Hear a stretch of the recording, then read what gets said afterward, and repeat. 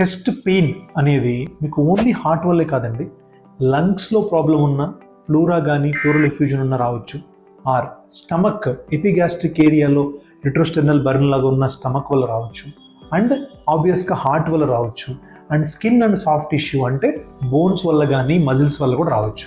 So ఇలాగ 4-5 causes ఉంటాయి chest pain రావడానికి. చెస్ట్ పెయిన్ వచ్చిందంటే కంపల్సరీగా హార్ట్ వల్లే అని కాదండి.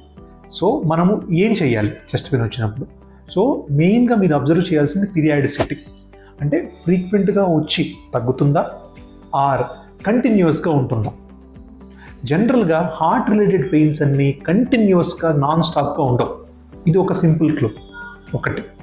సెకండ్ క్లూ వచ్చేసి స్టమక్ రిలేటెడ్ కానీ గ్యాస్ రిలేటెడ్ జనరల్గా రిట్రోస్టెర్నల్ బర్న్ అంటాం, అంటే ఎపిగ్యాస్ట్రిక్ నుంచి పైకి తంతుంది, ఆ హార్ట్ బర్న్ ఉంటుంది.